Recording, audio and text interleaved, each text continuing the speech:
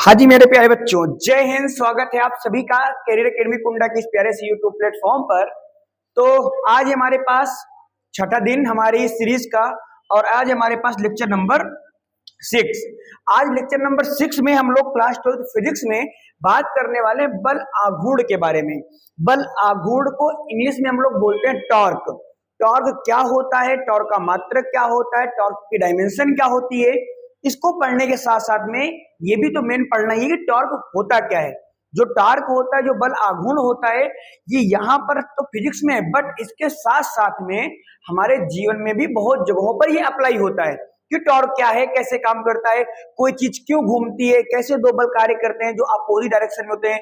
जैसे कि मोटर के अंदर रूटर और राउटर होता है ना, उसको जो घूमता है लोहे का, हाँ, वो आर्मेचर कुंडली कैसे घूमती है, या जो भी चीजें हम किसी को इधर बल लगाते उधर से घूम जाता है।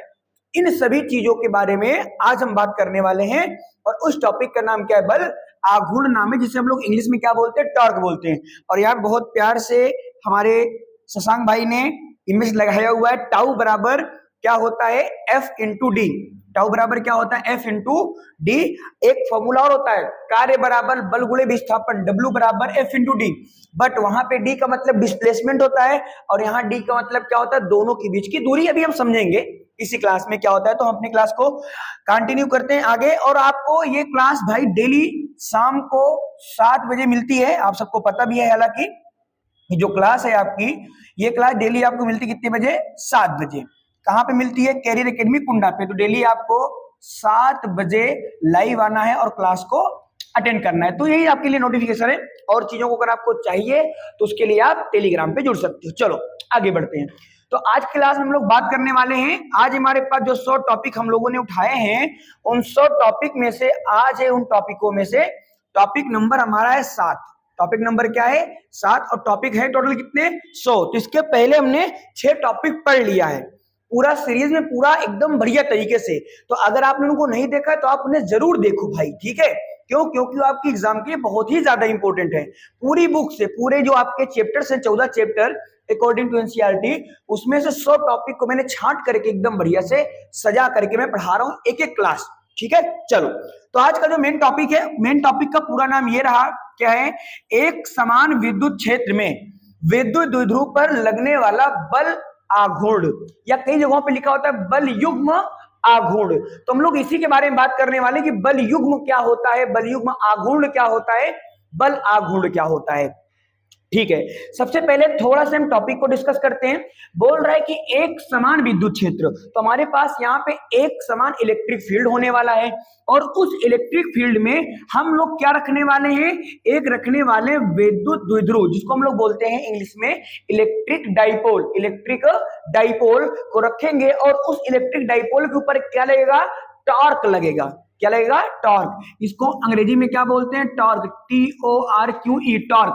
तो उसी टॉर्क क्या होगा, टॉर्क कितना लगेगा, उसको हम लोग पढ़ने वाले। और ये डेरिवेशन 2024, 23, 22, 17, 14, 12, 11, 8 इतने साल आया हुआ है। तो आप इस बात को समझ सकते हैं कि कितना इंपॉर्टेंट डेरिवेशन है, ठीक है। चलो आगे बढ़ते हैं। तो फिर से हमारे पास ये रहा हमारा टॉपिक, इसको हमको पढ़ना है। सबसे पहले इसने जो चीजें हमें बोला, पहले तो मुझे वही करना पड़ेगा। क्या करना पड़ेगा, कह रहा है एक समान विद्युत क्षेत्र में, तो एक समान विद्युत क्षेत्र बनाना पड़ेगा। तो चलो आ जाओ, थोड़ा सा हम लेते हैं शेप की मदद और बहुत प्यारा सा बनाते हैं यहाँ पे इलेक्ट्रिक फील्ड। तो इलेक्ट्रिक फील्ड तो बनाना है, बट एक समान होना चाहिए। कैसा होना चाहिए, एक समान होना चाहिए। तो एक समान हम लोग बनाएंगे यहाँ पे इलेक्ट्रिक फील्ड को इस प्रकार से। ये जो मैं रेखाएं बना रहा हूं, सब क्या, इलेक्ट्रिक फील्ड है, ठीक है। सब बराबर होनी चाहिए और सबकी दिशा भी क्या होनी चाहिए, समान होनी चाहिए। तो इसलिए थोड़ा सा ध्यान से बनाना पड़ेगा, कुछ इस प्रकार से, ठीक।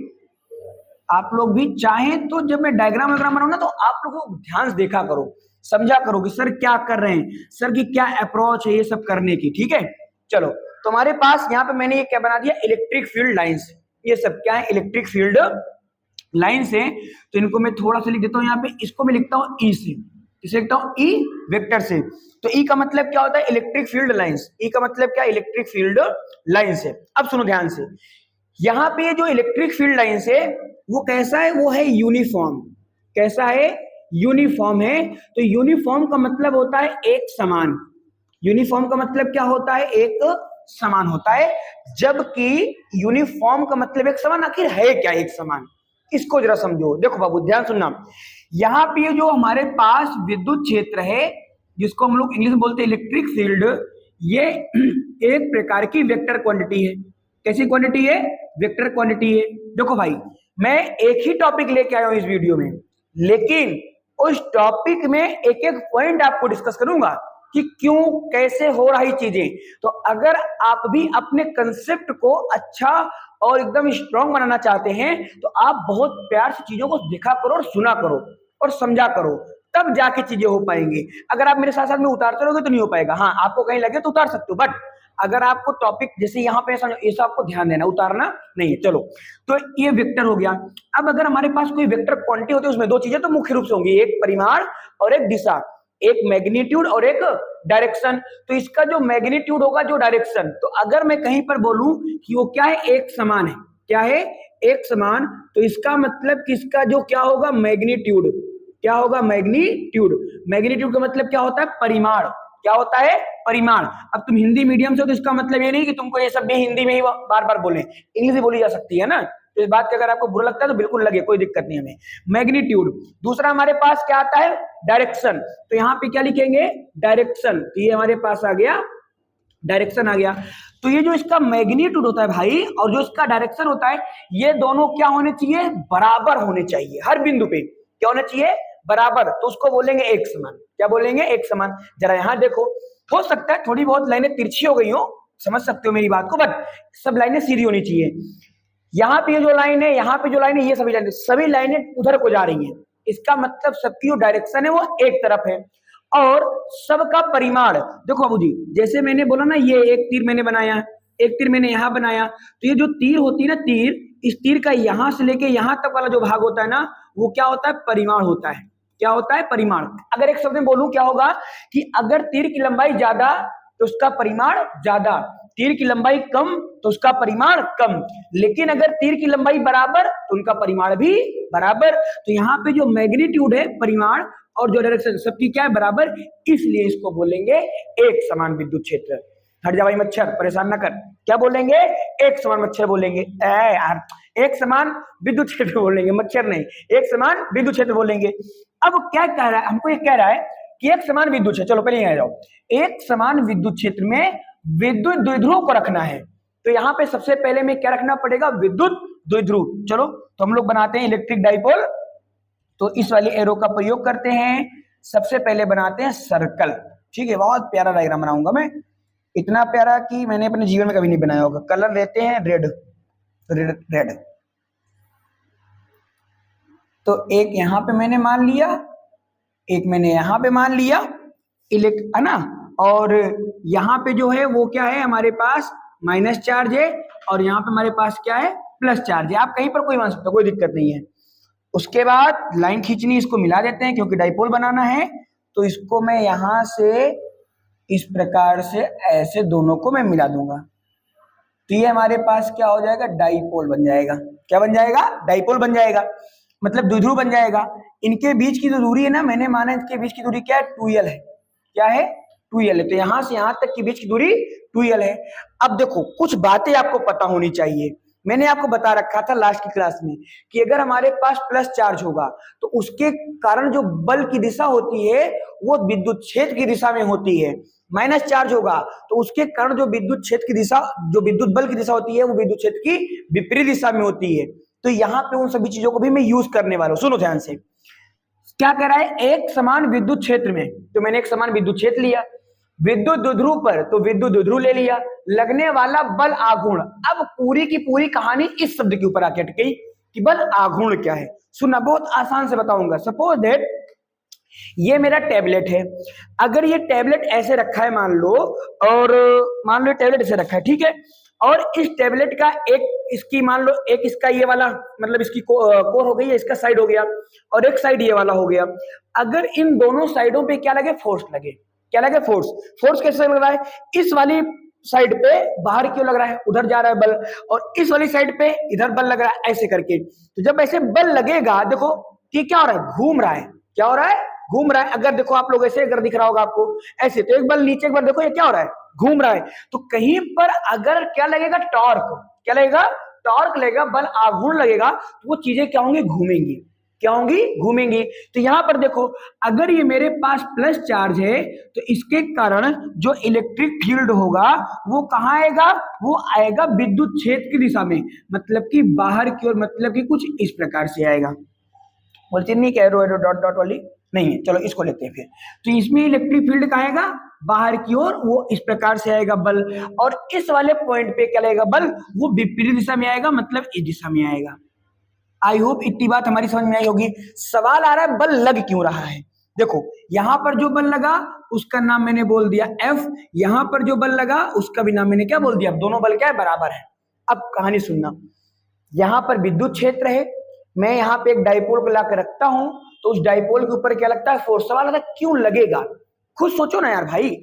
मैं जहां पर हूं मेरा वो वहां पे पूरा साम्राज्य है, मान लो क्रास मेरी साम्राज्य है, और यहां पर अगर कोई अभी आ करके मेरी इधर उधर बातें करे, फालतू बातें करेगा, तो मैं उसके ऊपर क्या लगाऊंगा, फोर्स लगाऊंगा, उसको कहूंगा बाहर हो जाओ। यहां पर भी हो रहा है, यहां पर पहले से इलेक्ट्रिक फील्ड है और उसके ऊपर या उसी इलेक्ट्रिक फील्ड में हम एक डाइपोल को ला रहे हैं, और इस डाइपोल में क्या है, आवेश है। तो भाई एक विद्युत क्षेत्र पहले से और एक मैं और ला के रख रहा हूं वहां पे विद्युत क्षेत्र, तो इस प्लस के कारण कुछ विद्युत क्षेत्र होगा, इस माइनस के कारण कुछ विद्युत क्षेत्र होगा।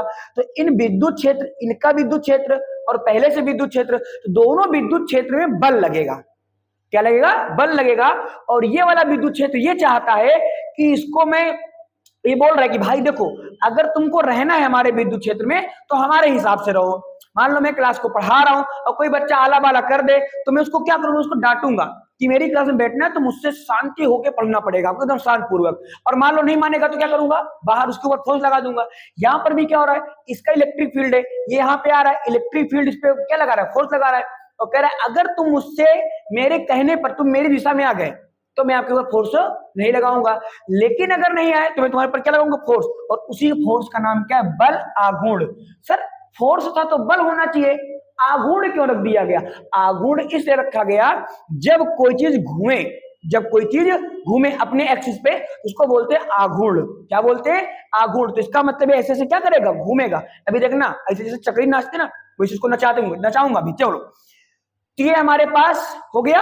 अब मैं क्या करूंगा, अब मैं यहाँ पे लिखूंगा चित्र से, जो कि मेन पार्ट होता है हमारे डेरिवेशन का। तो अब मैं लिखूंगा चित्र से। जब मैं चित्र से लिखूंगा तो मैं क्या लिखूंगा कि यहाँ पे वाले बिंदु को मैंने बोल दिया, इस वाले बिंदु का नाम क्या है ए, इस वाले बिंदु का नाम क्या है बी। तो मैं यहाँ पे लिखूंगा कि ए बी एक वैद्युत,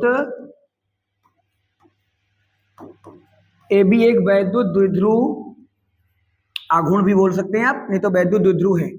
ए बी एक क्या है, वैद्युत द्विध्रुव है, जो कि एक समान, जो कि एक समान वैद्युत क्षेत्र, जो कि एक समान वैद्युत क्षेत्र ई वेक्टर, वेक्टर क्यों लगा है, क्योंकि विद्युत क्षेत्र पास सदिश राशि है।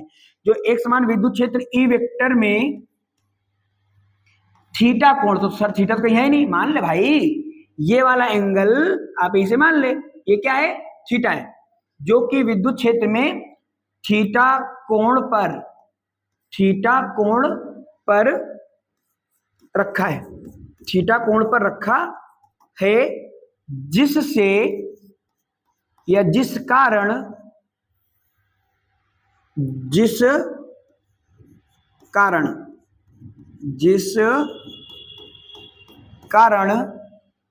द्विध्रुव के ऊपर, जिस कारण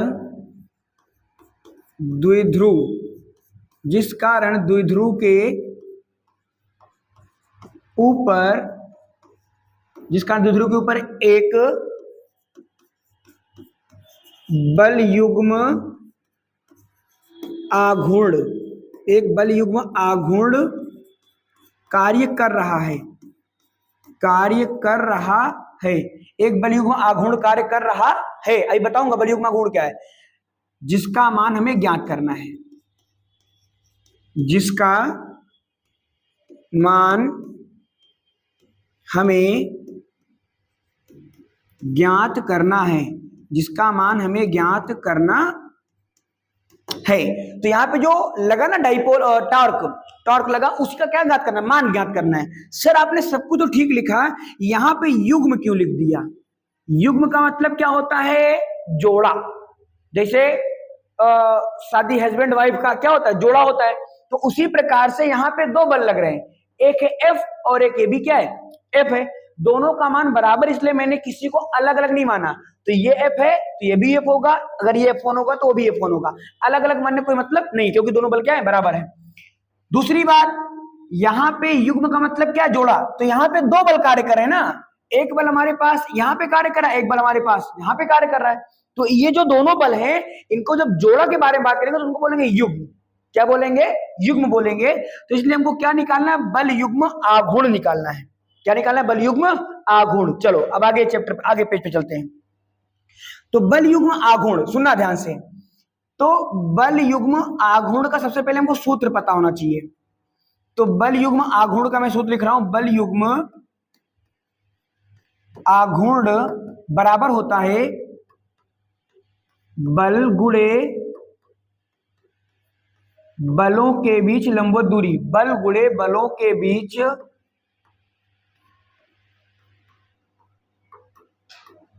लंबवत दूरी।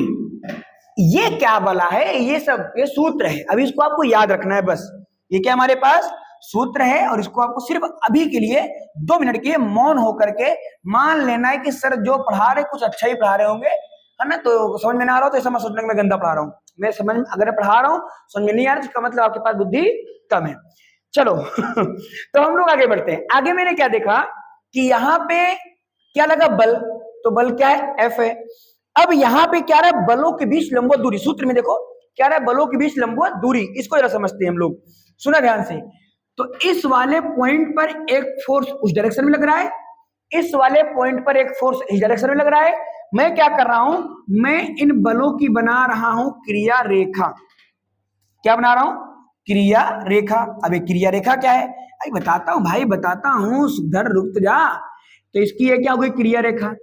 इस बल की बनाऊंगा तो इस बल की ये क्या हो जाएगी? क्रिया रेखा। सर क्रिया रेखा क्या है? क्रिया रेखा का मतलब है कि किस रेखा पर वो बल कार्य कर रहा है।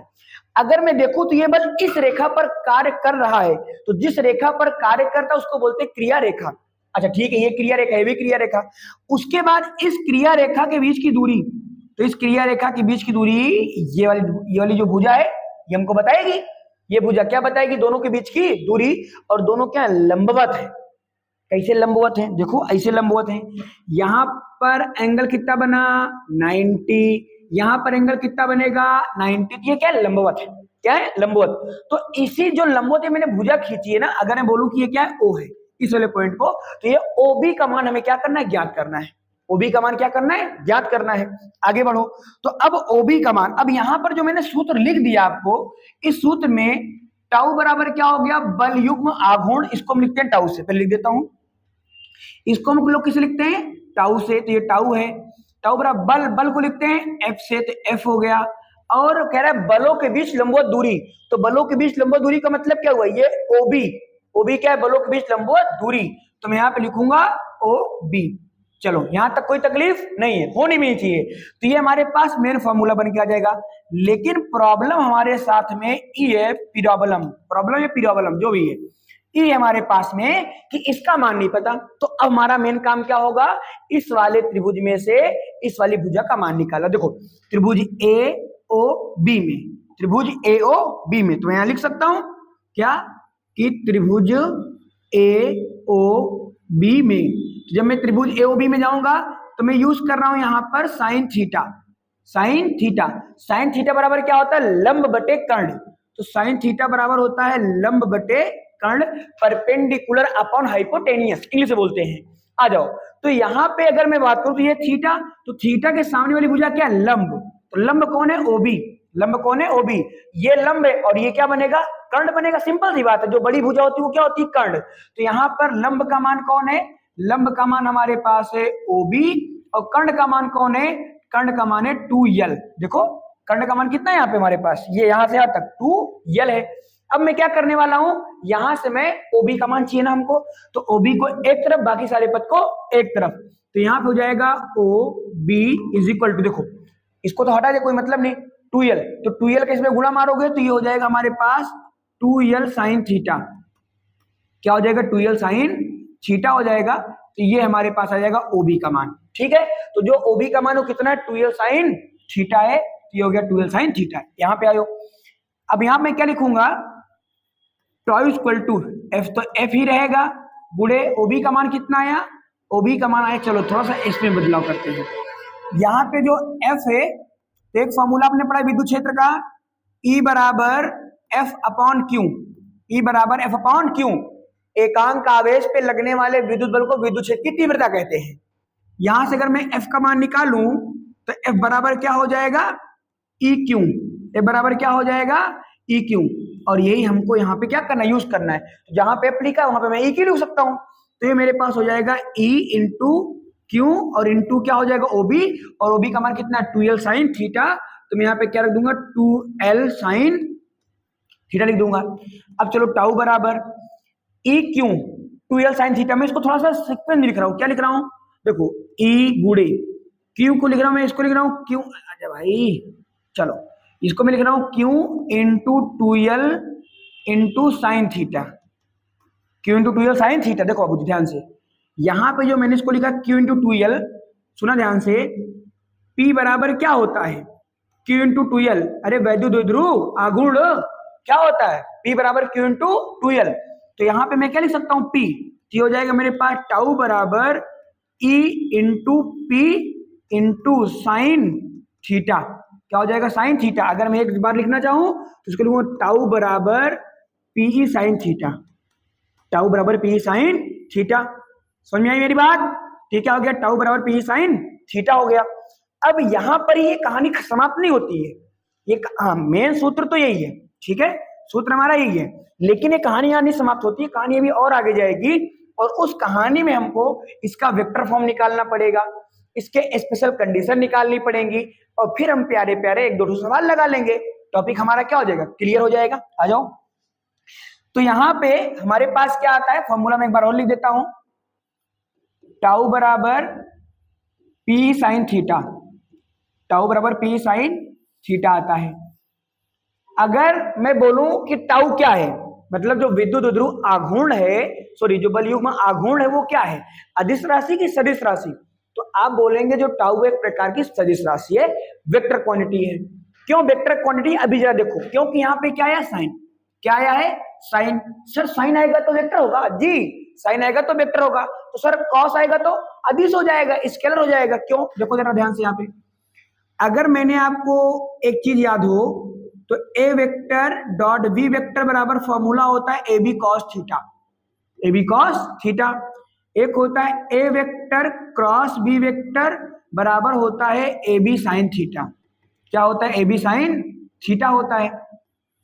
अब यहाँ पे ये वाला जो मेरा गुणा है इसको बोलते हैं अदिश गुणा, क्या बोलते हैं, अदिश गुणा, ये अदिश राशियों को मान बताता है गुणा, और ये वाला जो मल्टीप्लाई है इसका नाम है सदिश गुणा, तो यहाँ पे मैं लिखूंगा सदिश गुणा, ये हमारे पास हो जाएगा सदिश गुणा हो जाएगा, वो अदिश और ये सदिश। अब जरा इसको तुम तुलना करो, यहाँ पे ए है वहां पे P है, यहाँ पे B है वहां पे E है, यहाँ पे साइन थीटा वहां भी साइन थीटा है, इसका मतलब ये सूत्र लिखा है वो इस रूप में, मतलब सदिश का नियम लिखा है, तो इसलिए कौन सी राशि होगी, सदिश राशि होगी। अच्छा, तो अगर मेरे पास ए बी है तो मैं इसको लिख रहा हूँ ए वेक्टर क्रॉस बी वेक्टर, तो अगर मेरे पास PE होगा तो इसको मैं क्या लिखूंगा, इसको लिखूंगा टाउ बराबर P vector cross E vector, tau बराबर क्या लिखूंगा, इस पे वेक्टर है क्योंकि सदिश राशि है, तो टाउ वेक्टर बराबर क्या लिखूंगा, P vector cross E vector, और ये इंपॉर्टेंट है, ये आता भी एग्जाम में, और इसका नाम क्या है, सदिश रूप, क्या नाम है, सदिश रूप है, ठीक है। अच्छा, इसको बोलते हैं वेक्टर फॉर्म इंग्लिश में, इंपॉर्टेंट है ये भी, ये क्या है, इंपॉर्टेंट, ठीक। चलो आगे सुनो, अब हम क्या करेंगे, अब इसके हम बात करें कुछ स्पेशल कंडीशन के बारे में, तो यहां पे लिखता हूं मैं special, SPECIAL, special condition, CONDITION, condition. देख रहे हो डॉक्टर की राइटिंग है मेरी पूरी। हाँ, कंडीशन। तो स्पेशल कंडीशन में क्या होगा, सुनना ध्यान से। हमेशा हमारे पास, हम लोग पढ़ते हैं तो हमारे पास एक सूत्र आता है, जो ये थीटा था ना, थीटा, उसी में हम लोग क्या करते हैं, उसके कुछ मान लिखते हैं। सुनो ध्यान से। तो सूत्र हमारे पास क्या है, टाउ बराबर, चलो यहां पर बात करते हैं शॉर्ट में, टाउ बराबर पी साइन थीटा, ये सूत्र है हमारा। जब थीटा पीटा आ जाता है ना, तो वहां पे हम लोग क्या करते हैं, एंगल के बारे में बात करते हैं। किसके बारे में, एंगल के बारे में। तो यहां पे हम लोग मुख्य रूप से 3 एंगल को लेके चलते हैं। सबसे पहले हम क्या करते हैं, हम बोलते हैं कि थीटा बराबर 0 डिग्री हो जाए तो, थीटा बराबर 90 डिग्री हो जाए तो, और थीटा बराबर 180 डिग्री हो जाए तो क्या क्या होगा, जब देखो कुछ नहीं होगा भाई।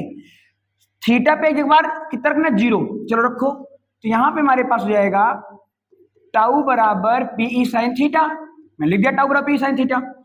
टाउ बराबर पीई, तो पी को पी रहने दो, फिर लिखना है साइन, तो मैंने साइन लिख दिया, थीटा की जगह पर 0, 0, साइन 0 का मान 0, तो कुल मिला के टाउ का मान क्या हो जाएगा, 0 आएगा। क्या आएगा, 0 आएगा। तो मैंने यहाँ पे क्या लिख दिया, 0 लिख दिया। अच्छा ठीक है सर, आगे आ जाओ। थीटा बराबर 90, तो फिर से सूत्र लगाओ, कौन सा, वही वाला जो भी पढ़ा जस्ट, अरे यही वाला, कौन वाला, यही टाउ बराबर पीई साइन थीटा। जब मैं थीटा की जगह पे कितना रखूंगा, 90, तो क्या आता है, तो आता है मेरे पास टाउ बराबर पीई, और यहाँ पे क्या होगा, साइन 90, और साइन 90 का मान कितना होता है, 1 होता है। तो कुल मिला के क्या हो जाएगा, पीई हो जाएगा। अब यहाँ पे जो टाउ बराबर क्या आएगा, पीई आएगा। अरे भाई साइन 90 का मान 1, साइन 0 का मान 0, तो यहाँ पे क्या गई, लेकिन यहाँ पे क्या लगाएंगे, मैक्स। क्या लगाएंगे, मैक्स। तो ये क्या है, टाउ मैक्स। सर मैक्स क्यों लगा दिया आपने, मैक्स का मतलब मैक्सिमम, मैक्स का मतलब मैक्सिमम, मैक्सिमम का मतलब ज्यादा से ज्यादा।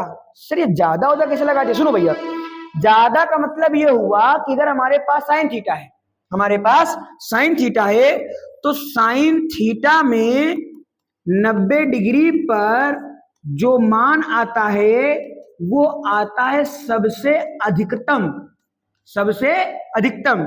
साइन थीटा है तो 90 डिग्री पे जो मान आएगा वो सबसे अधिकतम मिलता है। तो थीटा बराबर कितना रखा, 90, तो मान क्या मिलेगा, अधिकतम। तो अधिकतम के लिए मैंने आके लगाया मैक्सिमम, बस। दूसरी बात, हमारे पास साइन थीटा है, 0 डिग्री रखोगे तो उसका जो मान आएगा वो आएगा न्यूनतम। क्या आएगा, न्यूनतम।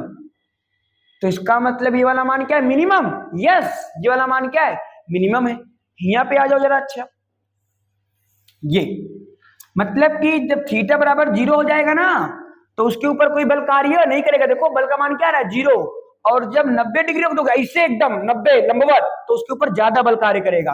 बट अगर मेरा दूर थीटा बराबर 180, तो देखो क्या होगा, तो थीटा बराबर, चलो अगले पेज में चल दे क्या, हाँ चलो अगले पेज में आ जाओ।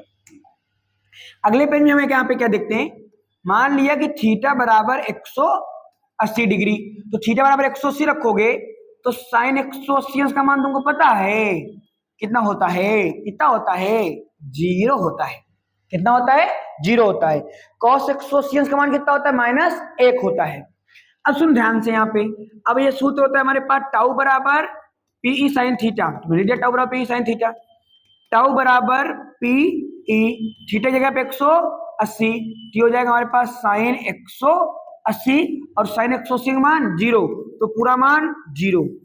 Sir what is this, sir what is this, this is 0 and this is नीक वाला 0, तो दोनों में अंतर क्या हुआ। तो जब 180 डिग्री होता है बाबूजी, तो इसमें क्या उसको बोलते हैं, प्रति समांतर। क्या बोलते हैं, प्रति समांतर, मतलब एंटी पैरेलल। मतलब देखो अगर मैं इमू जा रहा हूं तो कोई ओमू से एमू जाए, उसको बोलते हैं प्रति समांतर।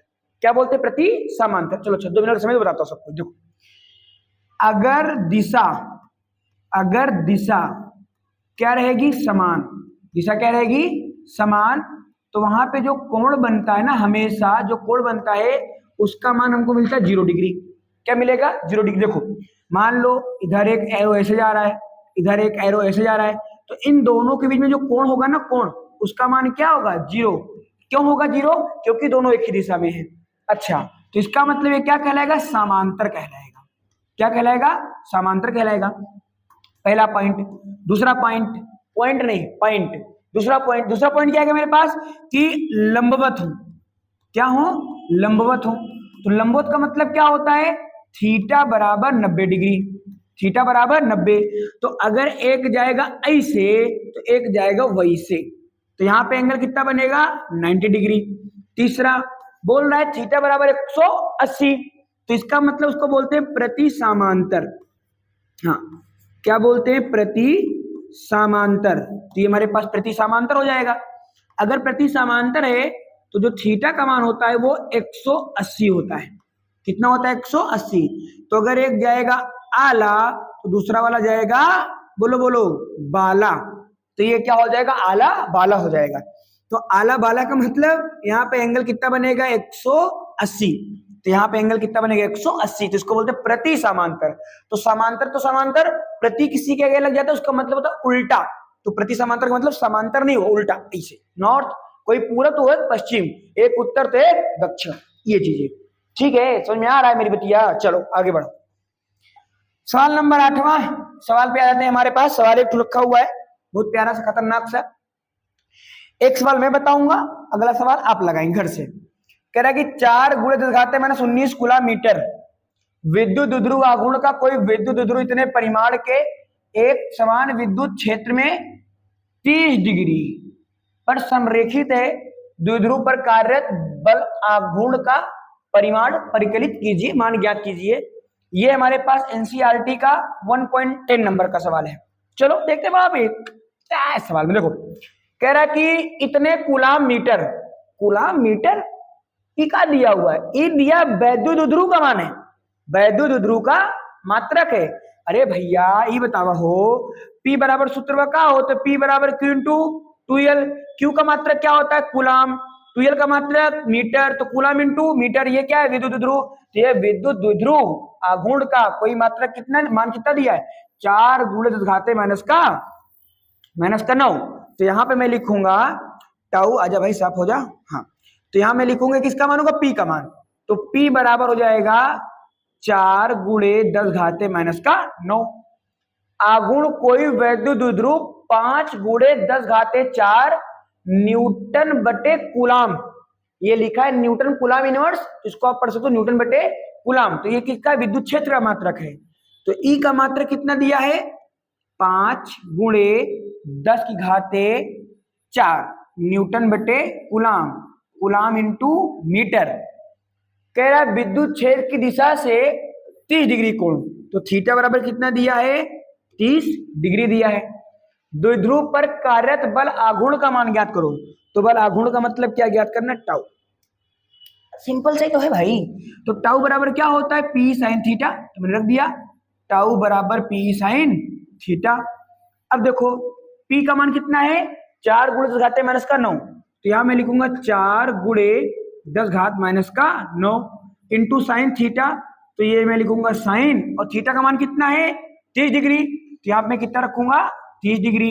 सॉल्व करूंगा, ई का मान मैं भूल गया, चलो ई का मान यहाँ रख देते हैं, आगे लग दो, कोई दिक्कत नहीं, गुणे में तो है सब। तो ई का मान कितना है? 5 गुणे 10⁻⁴ तो जाएगा 5 गुणे 10⁻⁴।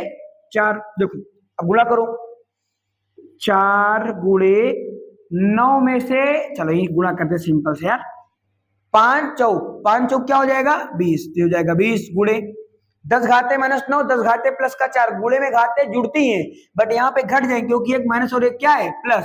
तो यहाँ पे जब ये घटेगा 10⁻⁹ में आ जाएगा 5 बचेगा, 10⁻⁵ साइन 30 का मान कितना होता है? 1/2, तो 1/2, ये 2 से ये 20, 2 दहम्मा 20 कट जाएगा, तो ये सब टाउ का मान निकल रहा है। तो टाउ बराबर क्या बचा? 10 गुणे 10⁻⁵। इसकी पावर 1 हल कर दोगे तो ये क्या हो जाएगा? 10⁻⁴ टाउ आया। क्या आया? टाउ। टाउ का मात्रक क्या होता है? Newton into metre. क्या हो जाएगा? Newton into metre. चलो मात्रक बता देते हैं जरा, आपको मात्रक बताना भूल गए थे, इसका निकालना, निकाल सकते हो बाकी।